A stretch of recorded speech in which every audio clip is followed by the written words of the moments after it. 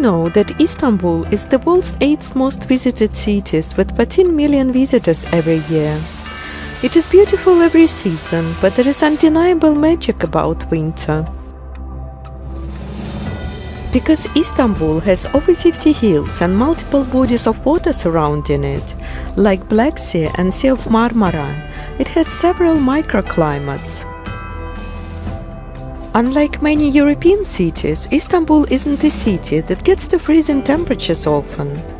However, the daily mean is a few degrees above zero. Istanbul is one of the snowiest cities in the Mediterranean basin, and that is because of the cold air coming from the north.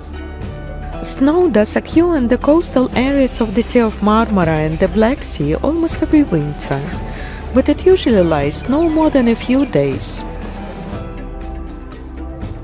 Suppose you're exploring outdoorsy touristic spots like Istiklal Street. There are many warming street foods and drinks available, such as roasted chestnuts, boiled corn, a cup of tea or salep.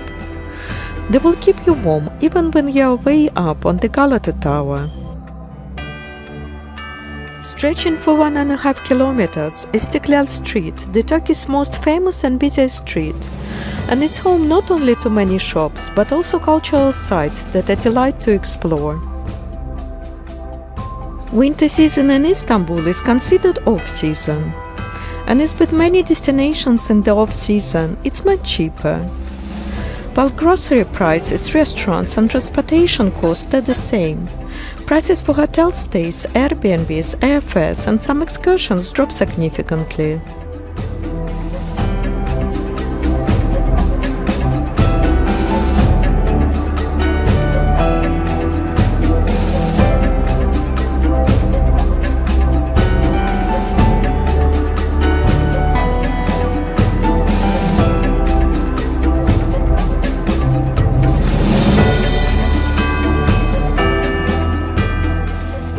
In my previous videos, I talked more about Istiklal Street and Galata Tower, but I would like to emphasize again that it's one of the oldest watchtowers in the world. Originally, it was built in the 6th century, but the one we see today was rebuilt in the mid-14th century by the Genoese, who colonized this part of the city. Very good holiday, buy good fishes for you.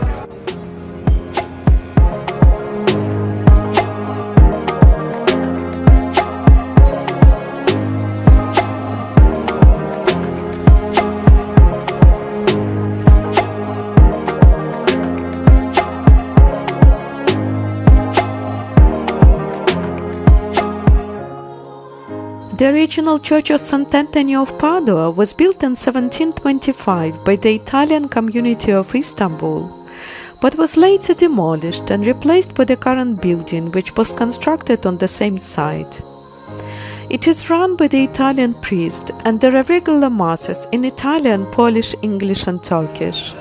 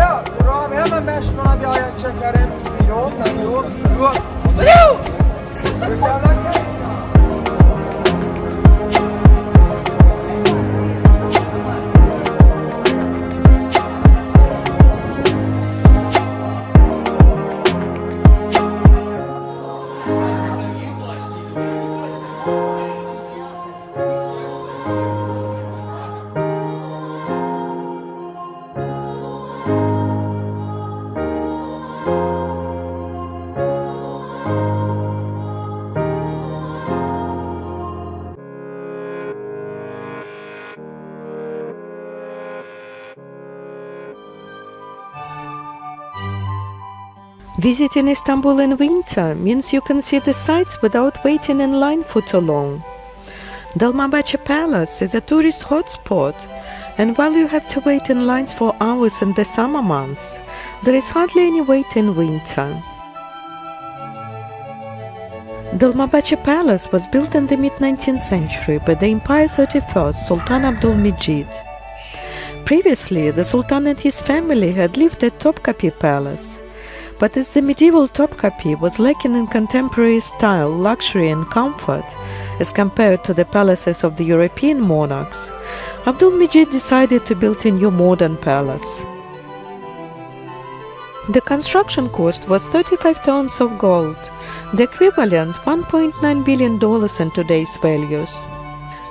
The palace was home to 6 sultans until 1924, when the ownership of the palace was transferred to the national heritage of the new Turkish Republic.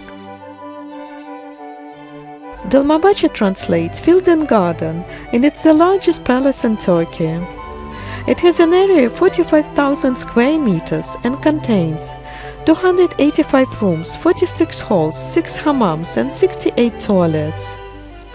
The design contains eclectic elements from Baroque, Rococo and Neoclassical style, blended with traditional Ottoman architecture to create a new synthesis. The palace is extensively decorated with gold and crystals. 14 tons of gold were used to gild the ceilings. Over 100 kilos of gold were used to decorate the palace.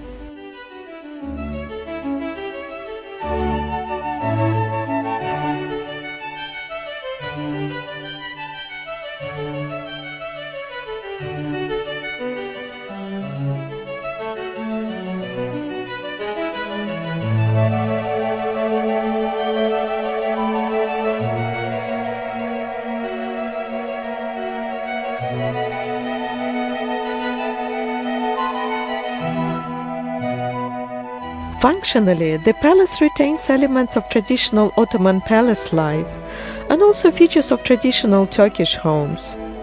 It's strictly separated in the southern wing, the quarters reserved for men containing the public representation rooms, and the northern wing, the harem, serving as the private residential area of Sultan and his family.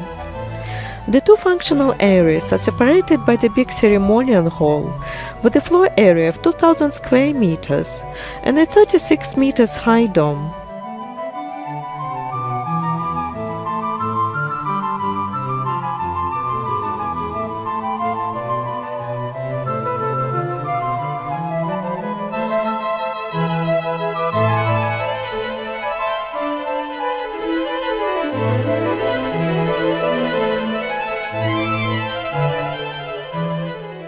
The harem was a traditional feature of many Middle Eastern architectural structures throughout history.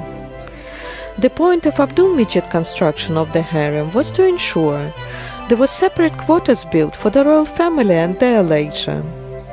It was common practice for the Sultan's personal concubines to reside within the harem. Rooms meant to house and educate the children of the Sultan, as well as the Sultan's own living quarters, are included in what would be considered the harem.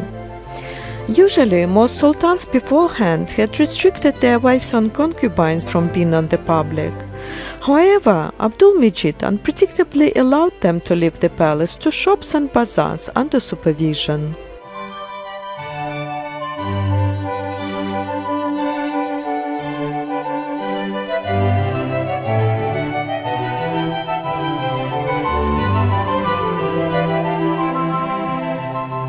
If you enjoyed watching this video, I encourage you to subscribe, click like and hit notification bell button to get updated of the new releases.